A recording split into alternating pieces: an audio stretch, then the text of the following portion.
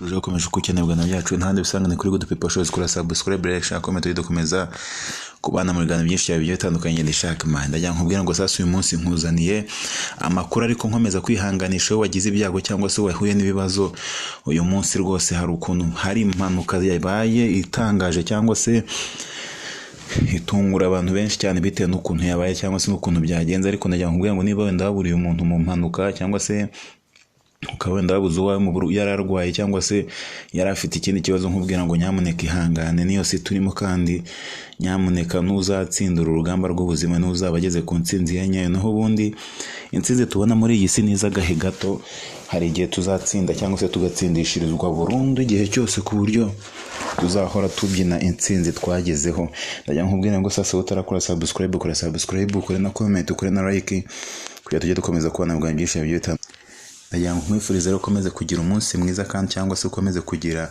igicamunsi cyiza ukomeze kugira igitondo cyiza bitewe n'ahantu wumvishije ikiganiro uri cyangwa se bitewe n'igihe ukiniye iki kiganiro ndagira ngo nkubwire ngo nyamuneka uracyari kumwe nanjye Shackman kugira ngo ubashe kuba wagera kuri byinshi cyane kandi bigezweho nuko ubanza kwifashisha iyi cyano kugira ngo ubashe kuba wamenya aho isi igeze cyangwa se aho uyu mubumbe utwikaragana aho utugeza cyangwa se aho tujyana ndagira ngo nkubwire ngo nta handi nta hantu habi ntabwo avuga ko umubumbe utujyana ahantu heza bitewe n'ahantu twatangiye bitewe n'ukuntu tubona igihe gisigaye kigenda bitewe n'ukuntu tubona amasaha asigaye agenda nta kindi dukwiye gukora uretse kwiragiza Nyagasani nta kindi nakwifuriza mugenzi wanjye uretse kwiragiza Nyagasani sasa nagira nkubwira ngo uyu munsi nkufitiye amakuru menshi yagiye atandukanye ariko nkomeza kwihanganisha n'umuntu witwa ngo ari mu bitaro anyumvishije ikiganiro arwaye rwose nyamuneka ndagira ngo nkwifurize gukira kandi ndabikwifurije rwose nkwifurije kugira ishya n'ihirwe mu buzima bwawe bwa buri munsi aho uri hose unyumva niba uyu munsi uri bored cyangwa se niba uri broke nta mafaranga ufite twese tuba muri isi sometime tukayagira ubundi tukayabura ndagira ngo nkubwire ngo nyamuneka uyu munsi nawe n'uwawe kugira ngo uyu munsi ubabaye ejo uzabyuke uri muzima cyangwa se ukomeye kandi ufite guhiga agafaranga cyangwa se kandi ufite inema yo kuba wabona amafaranga ndagira nkubwira ngo nawe nimba urwaye cyangwa se uri ahantu wenda wabuze umuntu wawe nkuko natangiye bikubwira ati niba wabuze umuntu wawe ni igeno ryacu twese nkuko tuvuka bakishima tugakura bakishima tukarangiza amashuri bikaba ibyishimo bikaba ibirori tukabyara tukabikora ibirori tugakora ubukwe tugakora ibirori bidushimisha niyo mpamvu umuzima ugomba gukora ikindi kirori cyo kugushyingurwa cyangwa se gushyingura uwawe cyangwa se nawe ubwawe ukazibona ubwawe uri ku kiriyo uri gushyingurwa kuko hari benshi cyane bakunze kugwa mu makoma bagashyingurwa bakiri bazima cyangwa se bacyumva niyo mpamvu nkubwiye ngo ushobora nawe kuzisanga uri ku kiriyo cyawe nawe ubwawe uri gushyingurwa cyangwa se sometime nkuko bivugwa ko umuntu wapfuye roho ye ibiri aho ngaho ushobora kuzabyibonera ariko nyamuneka ushobora kuzabura ahantu heza haruta aho wari usanzwe sasa rero umunsi ngufitiye amakuru dore ko atari amakuru gusa ahubwo mba nkufitiye na tumwe mu bushakashatsi bwakozwe kuri iyi minsi twagiye dufata ibinyamakuru byinshi bigiye bitandukanye tureba inkuru byandika dukora ubushakashatsi kuri iki kintu twakoze ubushakashatsi ku kirere sasa reka manze kubwira ngo Kigali imodoka yakoze impanuka igwa hejuru y'inzu abi nakubwiraga mu kanya ngo impanuka rwose zazigenda zibaho zigiye zitandukanye impanuka rwose y'imodoka yagiye ikagwa hejuru y'inzu ikagonga ikarenga yarangiza ikitura hejuru y'inzu y'abandi sasa reba ngiye kubera naje nkuciremo muri make nkubwira amwe mu makuru sasa uyu munsi rero sasa ngiye kukubwira bimwe mu mikoreshereze cyangwa se mu bintu bita AI cyangwa se AI ni artificial intelligence cyangwa se intelligence artificielle ibitewe n'ururimi wenda ushaka kwivugamo AI rero cyangwa se A na I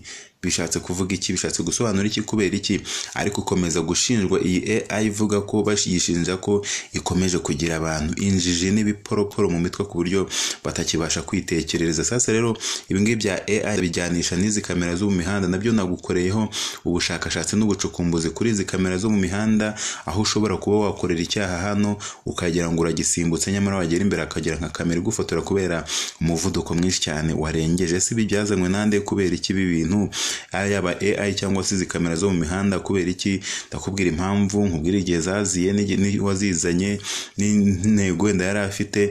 Ibi byose ewana ni ibintu ngiye kukubwira uyu munsi. Ndagira ngo utubane ukora subscribe, ukoreho na like, ukore na comment kugira tujye dukomeza kubana mu biganiro byinshi bigiye bitandukanye. Muracyari kumwe nanjye Shackman. Ndagira ngo ukore subscribe kuri Good People Shows. Kigali imodoka yakoze impanuka igwa hejuru y'inzu.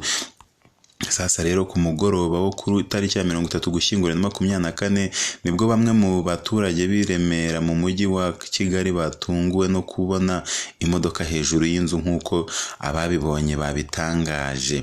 Umusore umwe yagize ati ibi bintu byabaye mpari umuseriveri wa hotel bamusabye gusohora imodoka mu gihe ari kuyisohora niba yikanze ko feri yahindutse umuriro. Twagiye tubona imodoka hejuru y'inzu.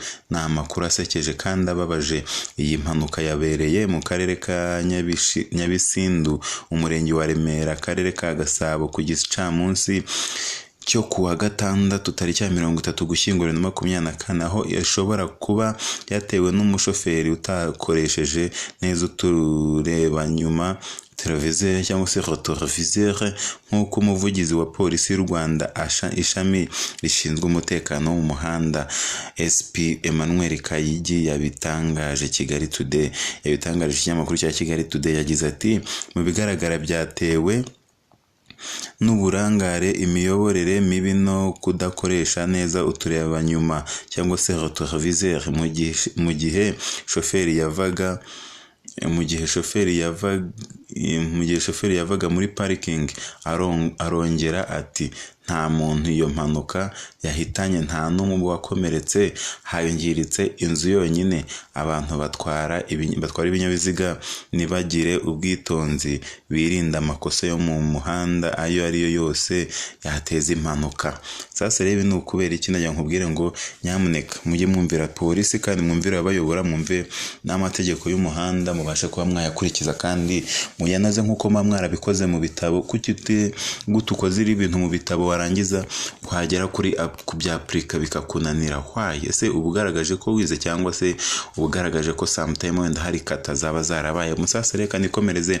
Amateka ya artificial intelligence akomeje kugira benshi abanebwe. Ese ninde wayikoze? Ikorite sasi ya artificial intelligence tugiye kwibazaho, tukabishakira ibisubizo, tukanayisubiza, tukanayinononsura, tukamenya ngo niki kijya mbere muri artificial intelligence, tukamenya igamije kuki ku kiremwa muntu, dore ko abenshi bakomeza kuyishinja rwose ngo irahindura abantu ibiporoporo. Umuntu watekereza ugasanga atangiye gutekererezwa sometime, dore ko abenshi twese tukiga turabizi ko imibare twayikoreshaga imitwe yacu, ariko ubu ngubu umwana arinjirana mu kizamini calculatrice cyangwa se calculator, umuntu akinjirana telefone. Sometime bamwe bakorana amatelefoni bareba ibisubizo, wagira ngo rwose ni nk'abana bari gukina ku isobando utamenya ko ari ikizamini bari gukora. Artificial intelligence rero cyangwa se AI cyangwa ubwenge bw'ubukorano ni ikoranabuhanga ryigana ubwenge bwa muntu, rigakora ibikorwa bisanzwe bisaba ubushobozi bwo gutekereza, kumva cyangwa gufata imyanzuro, rikorwa hakoreshejwe mudasobwa. Program ni imashini zigamije gukora ibikorwa bijyana n'ubuhanga bw'abantu. AI ikoresha uburyo bwo kwigira ku makuru menshi cyangwa se data. Uburyo bwo kwigira ku makuru menshi cyangwa se data. Imikorere ya algorithms cyangwa se algoritme na mudasobwa zikorera ku muvuduko wihuse. Ibi nibyo bituma AI ishyirwa mu bikorwa mu nzego nyinshi nk'ubuvuzi, ubucuruzi, ubwubatsi ndetse n'ubusabane hagati y'abantu. Dore byibanze mu mikorere yayo: kwigira ku makuru, machine learning. AI yiga gukemura ibibazo ishingiye ku makuru. Makuru muyihereza, ubundi nicyo kintu ikoresha. Kwigira ku makuru cyangwa se machine learning. AI yiga gukemura ibibazo ishingiye ku makuru ahari, ikoresha algoritme cyangwa se algorithms zigafasha kumva ibimenyetso cyangwa se patterns no gukora imyanzuro ishingiye kuri ibyo bimenyetso. Ubwenge bw'imitwe y'ubwoko cyangwa se neural networks, ubwenge bw'imitwe y'ubwonko, ntabwo ari y'ubwoko, ni y'ubwonko cyangwa se neural networks. AI yigana imikorere y'ubwonko bw'umuntu ikoresheje uburyo bwitwa artificial neural networks. Ibi bikorwa mu gukora amayeri yo gusuzuma amakuru no kuyatanga nk'uko umuntu yakora. Neural language processing cyangwa se NLP, iyi forum mujya mubibona ngo ni NLP, mujya mubibona cyane cyane mu telefoni yanyu. Bishatse kuvuga ngo natural language processing. Iyi tekinike ituma AI isobanura ururimi rw'abantu, ikora ibikorwa byo kumva, kwandika cyangwa kuvugana n'abantu. Imikorere ya AI mu gufata imyanzuro cyangwa se decision making. Urumva ko AI ifata imyanzuro ishingiye ku buryo bwagutse bwo gusuzuma amakuru, ikamenya uko ikibazo giteye kandi igashaka igisubizo gihamye.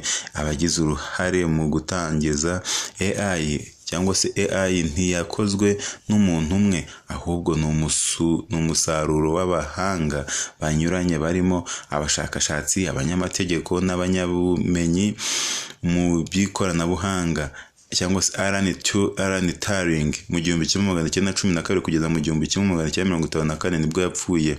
Numwe mu bateguye igitekerezo cy'uko imashini zishobora gutekereza umugambi we uzwi nka Turing test. Ni uburyo bukoreshwa kureba niba imashini ifite ubushobozi bwo kwiyitirira umuntu. John McAfee cyangwa se John McAfee, uyu nguyu yavutse mu 1927 apfa muri 2011. Yararambye koko. Cyangwa sasa rero John McAfee yabaye umubyeyi wa artificial intelligence kuko niwe wazanye iri zina. Wamwumvishe, niwe founder wayo mu 1956 mu nama yitwa Datamous Conference. Yagize uruhare mu iterambere rya programming languages zifasha AI. Marvin Minsky mu 1927 kugeza muri 2016 nawe yararambye koko. Yagize uruhare mu gushyiraho uburyo bwo gusobanukirwa ubwenge bw'ubukorano binyuze mu buhanga bwo guhanga robots. Herbert Simon na Allen Newell hanyuma sasa bo bakoze ubushakashatsi mu buryo bwo gufasha imashini kubona uburyo bwo kwiga no gukora imyanzuro. Amateka y'igiterambere rya AI mu kinyejana cya 20. Mu 1950 Alan Turing yatanze igitekerezo cya Turing machine. 1956 inama ya Dartmouth Conference yatumye AI ivugwa mu buryo bwagutse. Mu 1960 habayeho iterambere mu mikoreshereze ya symbolic cyangwa se AI, aho imashini zari zigamije kumva no gukemura ibibazo. Mu 1970 kugeza mu 1980 ikibazo cya AI winter habayeho igihe iterambere rya AI ryari rihagaze kubera ubushobozi buke bwa mudasobwa n'ikiguzi kinini cyo gukora ubushakashatsi. Mu 1990 ibyuma byihuta n'ibikoresho bishya AI yatangiye kwinjira mu buzima bwa buri munsi. Muri iyi myaka mudasobwa zabaye nyinshi kandi zihendutse. Mu 2000 kugeza 2022 kugeza mu 2020 impinduka ikomeye yarabaye ya AI yinjijwe mu buzima busanzwe nko mu bikorwa by'ubucuruzi nk'amasoko y'ikoranabuhanga, buvuzi ndetse no mu miyoborere y'ibihugu. Cyarushijeho gukomeza iterambere ni deep learning, aho AI ishingiye ku kwiga ku buryo bwimbitse neural networks. 2020 kugeza ubu AI irakora ibikorwa bikomeye nka kugenzura ubwenge bw'ubukorano mu inganda, industrial AI, gukora imodoka zidafite abashoferi, autonomous vehicles ndetse no gukora ibikoresho byo gutanga serivisi mu buryo bwihuse n'ubushobora bwo kwiyigisha. Niyo mpamvu iki kiganiro gifatanije n'ari amakamera mubona yo mu mihanda. AI ikomeje gutera imbere kandi mu gihe kizaza izarushaho kugira uruhare mu mibereho y'abantu, nubwo hari n'imbogamizi zishingiye ku ngingo z'ubuzima bwite, imirimo n'uburenganzira bwa muntu ikomeje kuryamira iyi AI. Sasa ndagira nkubwire ngo ibi bintu uretse n'ibihandi hose no muri Bibiliya byarahanuwe. I think you know that. Ndakeka mubizi neza rwose kandi ndabizi rwose ko abantu benshi cyane barabizi. Abantu benshi barabizi no muri Bibiliya byarahanuwe mu gitabo cya Daniel. Ibintu byarahanuwe bya AI byaravuzwemo. Mujye musoma Bibiliya nyamuneka ntimukayicurika, buriya nacyo ni igitabo cyuje ubwenge kandi gifite ubusobanuro bwimbitse kandi bushobora kuba bwabasha kuba bwagera ku bintu byinshi cyane bigiye bitandukanye. Impamvu rero nabazaniye iyi AI nabikuye mu kinyamakuru cyandikira muri Leta Zunze Ubumwe za Amerika. Niho nakuye iki cyegeranyo cyangwa se nasomye iyi nkuru, ariko nagira nkubwire ngo ni umuntu waje arabimbwira ati ibintu bya AI nabyo uzagira ikintu bitubwiraho. Ariko none n'abantu benshi muri iyi mihanda bakajya bibaza kuri izi kamera zo mu mihanda, imikorere idasanzwe ya kamera zo ku muhanda, uko zihana amakuru ukaba wahanirwa kurenza umuvuduko nyuma yo kuyihitaho. Sasa rero ibi nabyo niyo mpamvu nabihuje na biriya bya AI, kuko ni ibintu bisa n'ibigenda hamwe, byose ni artificial intelligence. Kamera zipima umuvuduko ku muhanda zizwi nka speed cameras zikoreshwa ikoranabuhanga rihambaye rigamije gupima umuvuduko w'ibinyabiziga no gufata ibimenyetso by'abarengeje umuvuduko wagenwe. Uko zikora biterwa n'ubwoko bwazo, ariko zose zishingiye ku buryo bw'ikoranabuhanga bugezweho cyangwa se ariyo artificial intelligence. Uko cameras zipima umuvuduko zikorwa, sensors zishyirwa mu muhanda cyangwa ahantu zireba imodoka. Izi sensors zifasha gupima umuvuduko w'ikinyabiziga mu buryo bwihuse. Radar ikoresha imirasire y'amajwi cyangwa ya microwaves kugira ngo ipime igihe imodoka ifata kugira ngo igere ku ntera runaka. Raza cyangwa se radar igenzura umuvuduko ukoreshejwe imirasire ya raza nyine. Ubundi raza ni nk'iriya mirasire ndareka mbivuga gutyo, ikagereranya igihe imodoka yakoresheje ihita isuzuma umuvuduko. Indication loops, izi ni imigozi ishyirwa munsi y'umuhanda iyo imodoka yambukiranyije, hamenyekana igihe izo sensors zahuye n'ibindi byuma by'imodoka, bityo bikagenzura umuvuduko. Nk'uko mubizi ko hari imigozi barambika mu mihanda imodoka yacu bagahita bamenya ibiro, cyangwa se bagahita bamenya ati irapima toni zingana gutya. Kamera ifata amashusho cyangwa amafoto. Iyo sensor ibonye ikinyabiziga kirengeje umuvuduko wagenwe, kamera ihita ifata ishusho yacyo. Iyi shusho isobanura ibintu nk'ibi: nomero ya plaque cyangwa se license plaque, igihe amakosa yabereyeho, umuvuduko imodoka yari iriho icyo gihe, kugenzura umuvuduko ukurikije intera n'igihe. Hari kamera zifata umuvuduko hifashishijwe intera y'imodoka hagati y'ahantu habiri hashyizwe kamera. Uko bigenda sasa, kamera ya mbere ifata ishusho y'ikinyabiziga n'igihe gihagurutse aho giherereye. Kamera ya kabiri nayo ifata ishusho yacyo n'igihe cyagereye aho giherereye. System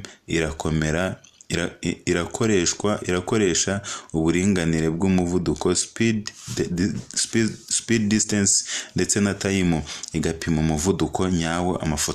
amashusho cyangwa amafoto, amashusho cyangwa se ibipimo by'umuvuduko bikoherezwa mu kigo kigenzura umutekano wo mu muhanda, cyangwa ibihano bigahita bitangwa hakoreshejwe sisiteme z'ikoranabuhanga. Urugero, ibi bivuze ko ushobora guca kuri kamera iri i Musanze uri kugenda ku muvuduko wemewe, ariko ikabika amakuru yawe, maze wagera kuri kamera y'i Rubavu nabwo ukayicaho uri ku muvuduko wemewe, ariko ikaza gusanga ko kuva i Musanze kugera i Rubavu wakoresheje igihe gito. Wabyumvise? Ako kantu mujye mukitaho mwa bagabo mwe. Ugereranije n'icyo wari kuhagendera, bityo ugahita ikwandikira, kuko ubwo hari aho uba wakoresheje umuvuduko udasanzwe. Mwabyumvise? Hahandi wenda nk'urugero uri kuva i Kigali wenda ugana wenda nka Nyagatare, ni urugero kamvuga aho ngaho, wenda waba uhagurutse i Kigali igahita igufotora, urumva igafata uko uhagurutse. None wenda kuva i Kigali ugera Nyagatare wenda akaba yaragenwe nk'amasaha 3. Wabyumvisha? Noneho iyo uvuye i Kigali ugahita ugera Nyagatare, bakabona indi kamera gufotora ikabona uhagendesheje amasaha 2, aho ngaho nyine bitavuga ati gute ahantu hagenda amasaha 3 hagenza amasaha 2. Bagahita bati wenda basanga Rwamagana yihuse, Kayonza arihuta, Rwagitima arihuta, gutyo nyine bakagenda bata aho ngaho niho yashobora kuba yihutiye, umuvuduko nyine ukaba wagabanutse, bagahita bagira bate bakwandikira. Wabyumvishe? Ubwoko bwa speed cameras ndabasobanura ntacyo nazaba. Radar speed cameras zikoreshwa ahantu henshi, zikoresha imirasire ya radar kugira ngo zipime umuvuduko w'ikinyabiziga kiri kugenda. Laser speed cameras cyangwa se radar zikoreshwa cyane mu bihugu byateye imbere, zirihuta kandi zifite ubushobozi bwo kwemeza neza umuvuduko. Average speed cameras zipima umuvuduko w'ibinyabiziga bigendeye ku ntera bishoboye hagati ya cameras ebyiri. Ibi byirinda ko abatwara ibinyabiziga bazihuta ku gice kimwe bagakomeza gahoro nyuma yo kugera kuri kamera. Mwabyumvishe? Urugero, bivuze ko ushobora guca kuri kamera iri Musanze uri kugenda ku muvuduko wemewe,